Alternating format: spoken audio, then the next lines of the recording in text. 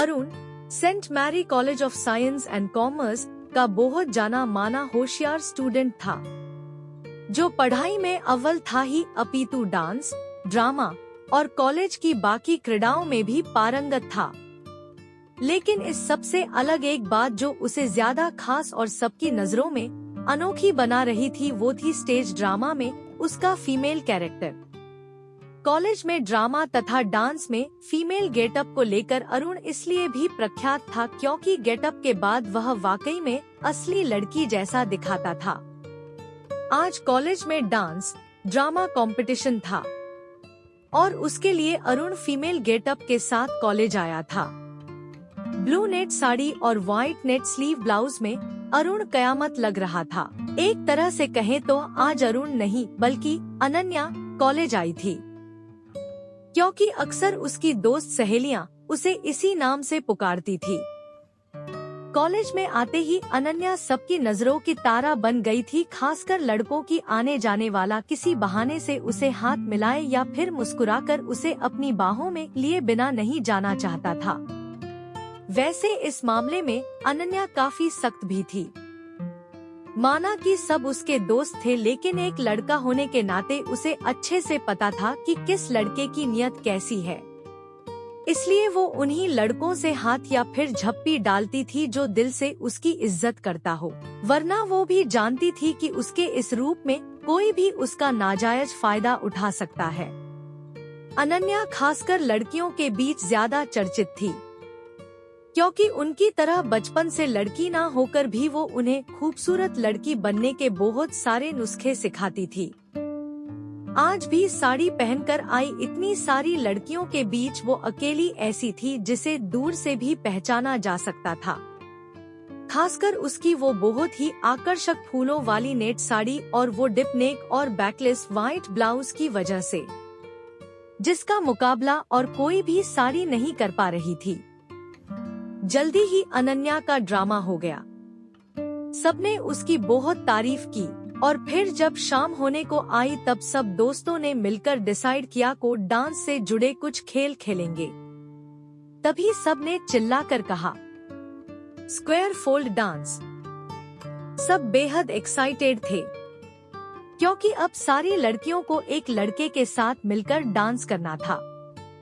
कुछ के बॉयफ्रेंड थे, इसलिए उनके लिए ये बहुत खुशी का पल था।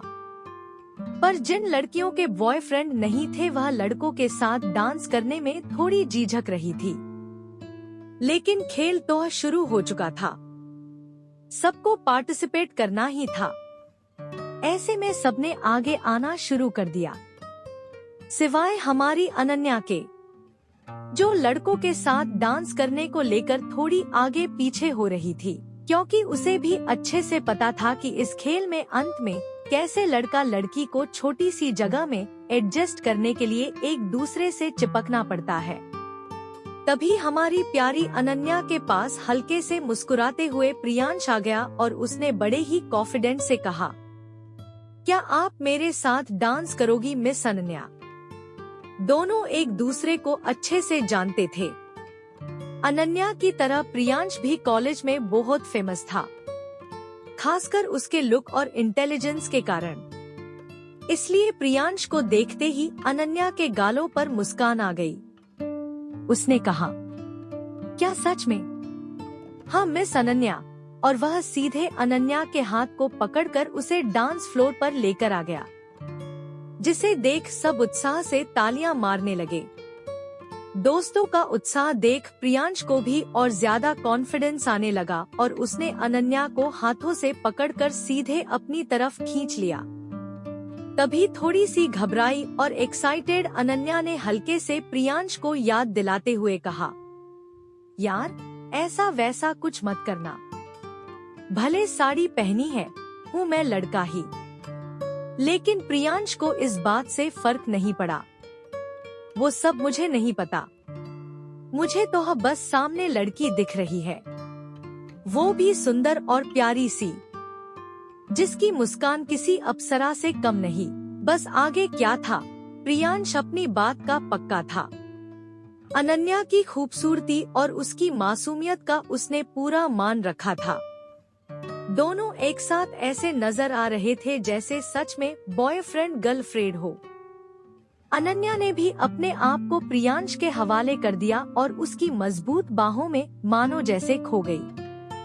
वो तो अच्छा हुआ बाकी दोस्तों और सहेलियों का जो उन्होंने दोनों को एहसास दिलाया कि वो दोनों कहीं अकेले डेट पर नहीं बल्कि सबके सामने है, क्योंकि अपने आप में ही खोए दोनों ये तक भूल गए थे कि ये सब वह डांस के लिए कर रहे हैं। और जब एहसास हुआ और देखा कि वह दोनों जीत भी गए हैं तो खुशी से दोनों और भी उत्साहित हो उठे। आज दोनों की बीच करीबिया देख सबको लगने लगा था कि दोनों के बीच कुछ तो है, लेकिन अभी तक हमारी अनन्या को इसकी खबर नहीं थी। वो तो बस अभी अभी स्पेशल फीलिंग्स को समझने में लगी थी और शायद इसीलिए घर जाने के दौरान वह बार बार अपने बालों को कान के पीछे ले जाकर साथ में बिताए पलों को याद कर अकेले अकेले ही मुस्कुरा रही थी। दोस्तों, आपको यह कहानी कैसी लगी? अगर पसंद आई हो या नहीं, कृपया कमेंट करना ना भूलें। आपके विचार मेरे लिए बहुत मायने रखते हैं।